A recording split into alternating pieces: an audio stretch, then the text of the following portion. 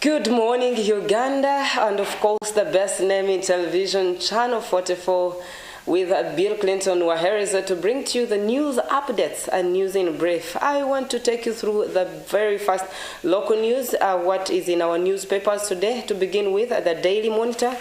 MPs raised 28 grounds to disband NSSF top boss. Among says she is going nowhere, praise the report.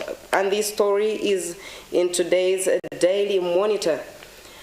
And other stories in the Daily Monitor: torture victim changes story after visiting the army headquarters. Page 2 of the Daily Monitor has the story for you.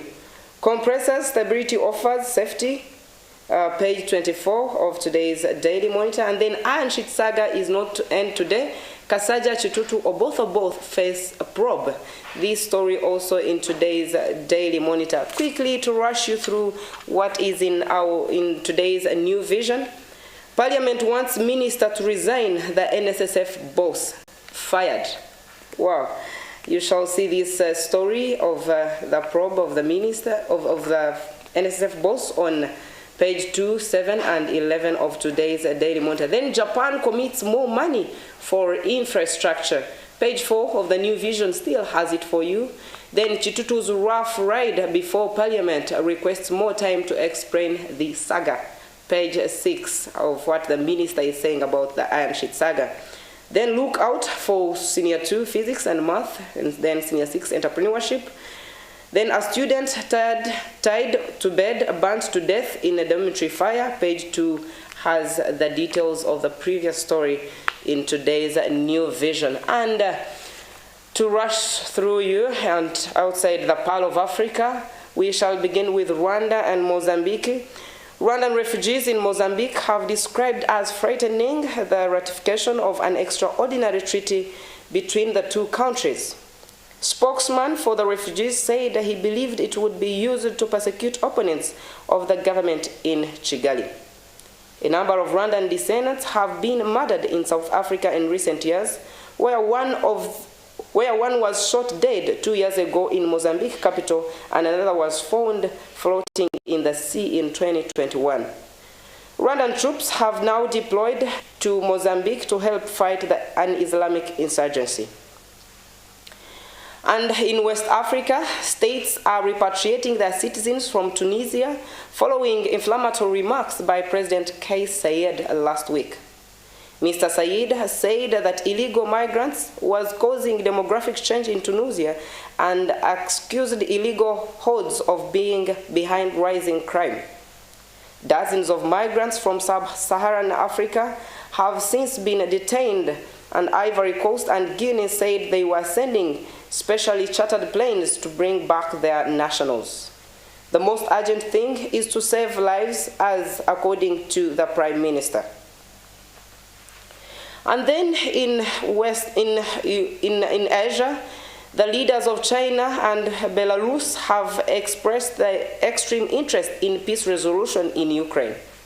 China's president and Belarus leader Alexander Lukashenko, a close ally of Russia's Vladimir Putin, issued a statement after talks in Beijing. Mr. Lukashenko said his country fully supports a Beijing plan for ending the war in Ukraine. China announced a plan for peace talks last week, calling the respect of national sovereignty. And this comes after the days China spent its top diplomat Wang Yi to meet Mr. Putin. And in Greece, one of the worst ever rail disaster, which claimed at least 43 lives, was due to tragic human error, the country's prime minister reported.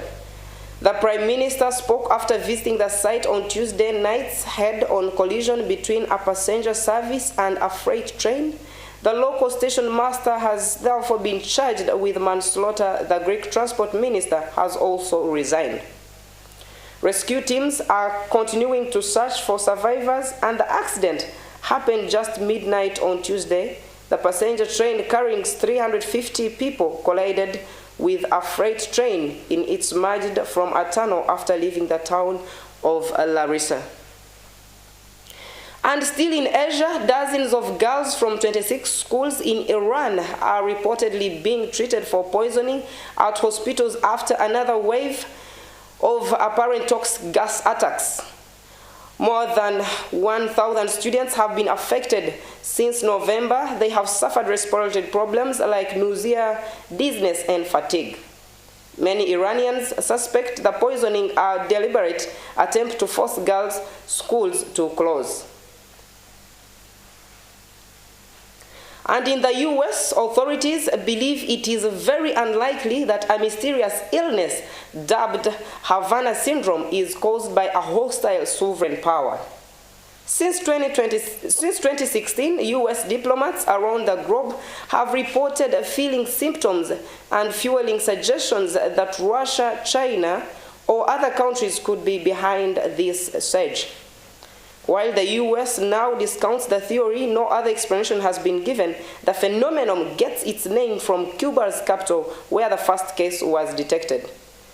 On Wednesday, the Office of the Director of National Intelligence released an unclassified assessment reflecting the view of 7 government agencies, which reviewed more than 1,500 health incidents across 90 countries.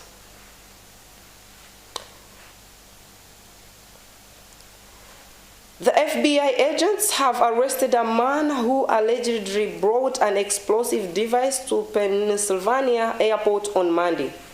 The accused was putting on the device in his checked bag for a flight to Orlando, Florida. He fled the airport after his name was called over the loudspeaker, according to the agents, and was arrested at home later that evening. Transportation Security Administration officials say they spotted the device during the routine screening. We're glad, and more of these details of the story you shall have in the afternoon news bulletin, but we continue to inform you about South Sudan. South Sudan, Abuna Kayanja is coming for you. I really interest myself calling him Abuna Kayanja, as taught to us by the South Sudanese. And of course, our mother of this ministry, Dr.